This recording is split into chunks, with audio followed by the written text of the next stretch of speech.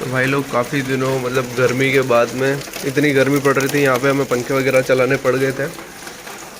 Actually यहाँ घरों में पंखे होते नहीं हैं तो अब खरीद के लाने पड़े थे। बट अभी बारिश हो रही है फाइनली। ऐसा हल्की फुल्की हो रही थी बट ऐसी नहीं हुई थी। आज तो अच्छी खासी हो रही है। तब बात करते हैं मुद्दे की।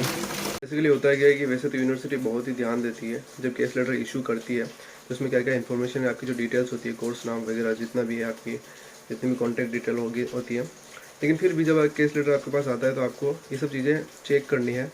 और जो जो भी मैं डिटेल बता रहा हूँ वो आपको एक बार मतलब अच्छे से देखना है कि क्या ये सही है। और अगर नहीं है तो आपको यूनिवर्सिटी को जल्दी से बताना है, क्योंकि ये जो केस लेटर एक ऐसा डॉक्यूमेंट होता है उसके बेस पे आपको आगे आपका वीज़ा अप्लाई होता है। और फिर अगर इसमें इंफॉर्मेशन सही नहीं है तो आपको हो सकता है कोई प्रॉब्लम आ जाए। ठीक है, तो सबसे पहले आपको मतलब जब केस लेटर आता है ना तो एक बार कंफर्मेशन के लिए वो लोग देते हैं कि इसमें आप चेक कर लो, और अगर इसमें कुछ भी चीज़ें गलत नहीं हो या फिर सब कुछ सही हो तो आप उनको बता दो, फिर वो एक फाइनल केस लेटर आपको इशू करते हैं। तो जो लोग एजेंट के थ्रू करवाते हैं, जो कि मोस्टली लोग एजेंट के थ्रू करवाते हैं, तो एजेंट उनका कंफर्म करके सारा कुछ चेक करके फाइनल केस लेटर मंगवा लेता है। लेकिन जो लोग खुद कर रहे होते हैं उनको देखना होता है कि सारी चीज़ें खुद से चेक करनी पड़ती हैं। उसमें क्या क्या चीज़ें इंपॉर्टेंट है उनकी बात करते हैं। सबसे पहले उसमें होता है स्पॉन्सर लाइसेंस नंबर। ये यूनिवर्सिटी का एक स्पॉन्सर लाइसेंस नंबर होता है, क्योंकि यूनिवर्सिटी आपको स्पॉन्सर करती है।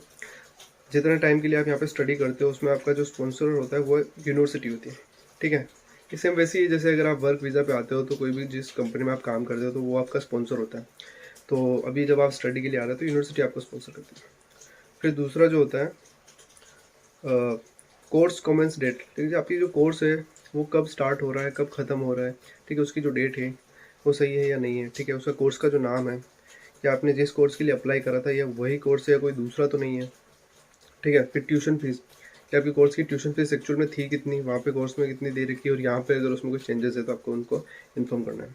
फिर आता है आपने कितनी फ़ीस पे करी हुई है। ठीक है, वो भी वहाँ पे मेंशन होगा कि आपने इस कोर्स की इतनी फ़ीस है और आपने पूरी पे करी हुई है या हाफ फी करी हुई है, जितना भी होगा वो अमाउंट वहाँ पे शो होगा। ठीक है, वो भी आपको चेक करना है।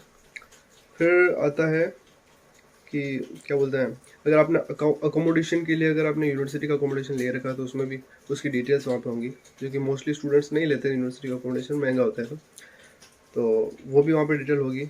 और फिर आईएलटीएस से पीटी के स्कोर्स होते हैं। ठीक है, अगर बहुत सारे जो लोग होते हैं जिनको आईएलटीएस से पीसी का पीटी का जो वेवर मिल जाता है, तो वो भी फिर भी अगर वेवर मिला है तो उसकी भी डिटेल वहाँ पे मेंशन होगी। और अगर आपने सर्टिफिकेट्स अप्लाई करें हैं साथ में तो उसकी भी डिटेल्स वहाँ पे होंगी। तो ये सारी चीज़ें आपको चेक करनी है अच्छे से 2-3 बार, और फिर आपको वीज़ा के लिए अप्लाई करना है आगे। क्योंकि जब इनमें से अगर कोई भी चीज़ अगर सही नहीं है या फिर कोई भी अगर एरर है या कुछ गलत अगर इन्फॉर्मेशन है तो आपको वीज़ा एप्लीकेशन में दिक्कत आ सकती है, क्योंकि वो लोग इसी के बेस पे आपको वीज़ा देते हैं। ये डॉक्यूमेंट बहुत ही इंपॉर्टेंट है। आपका नाम, पता, जितनी भी चीज़ें होती हैं सारा अच्छे से देखो, उसको 2 से 3 बार पढ़ो उसको अच्छे से। अगर कोई चीज़ समझ में ना आए तो कॉन्टैक्ट करो यूनिवर्सिटी को, एजेंट को पूछो। और यही था। और दूसरी बात, डिले हो रहा है, बहुत सारे लोग वापस बोल रहे हैं। मैंने पिछले वीडियो में भी बताया था कि डिले होने का कारण ये है कि बहुत सारी एप्लीकेशंस वगैरह आ रही है, लेकिन फिर भी बहुत सारे जो लोग बोल रहे हैं कि 2-2 3-3 महीने से अप्लाई कर रखा है उनको भी केस लेटर नहीं मिला है। तो हो सकता है कि यूनिवर्सिटी अभी केस लेना स्टार्ट करेगी, तो थोड़ा बहुत और वेट कर लो। और यार देखो, मैंने एक चीज़ बताई थी कि आपको ईमेल करना है। ईमेल से रिस्पांस कई बार क्या होता है ना कि जैसे छुट्टियां हो जाती है या फिर शिफ्ट्स का या जो भी कह लो, कुछ भी रीज़न हो सकता है, तो उसकी वजह से वो लोग रिस्पांस नहीं कर पाते। तो कॉल करने से क्या हो जाता है ना, अब लोग कॉल कर नहीं रहे, वो लोग व्हाट्सएप पे अपने इंडिया वाले एजेंट को मैसेज कर रहे हैं। वो बोल रहे हैं कि हमने उनसे बात करी है, वो करी है। आप सीधा कॉल नहीं करोगे ना, आपको इंटरनेशनल रिचार्ज करवाना पड़ेगा कॉल करने के लिए। और फिर आप सीधा यूनिवर्सिटी में कॉल करो और उनसे बात करो कि मैं ये स्टूडेंट बोल रहा हूँ, मैंने अप्लाई किया है, ये मेरा स्टूडेंट आईडी है। वो सारी इन्फॉर्मेशन पूछेंगे आपसे कि ये आपका स्टूडेंट आईडी नंबर क्या है, फलाना टीम का जो भी है, पासपोर्ट जो भी आपने डिटेल्स दी है वो सब पूछेंगे। वो सब बताने के बाद में आपको उनको बताना है कि मेरा केस लेटर इतना टाइम पहले मैंने अप्लाई कर दिया फिर भी नहीं आ रहा है, तो इसका रीज़न क्या है। तो वो लोग आपको बताएंगे भाई कि जो भी रीज़न है वो चीज़ें, और आपको कॉल करना पड़ेगा। आप सीधे व्हाट्सएप के थ्रू कॉन्टेक्ट करोगे या फिर ईमेल करोगे तो उससे काम नहीं होने वाला है। ठीक है, क्योंकि व्हाट्सएप के थ्रू लोग उनसे कॉन्टेक्ट कर रहे हैं जो इंडिया के जो एजेंट होते हैं। आपको पता है, आपके एजेंट के बीच में एक और एजेंट होता है जो कि यूनिवर्सिटी का इंडिया का जो पूरा डिपार्टमेंट होता है वो देखता है, और फिर उससे छोटे छोटे एजेंट होते हैं ना, उससे कॉन्टेक्ट उनका होता है।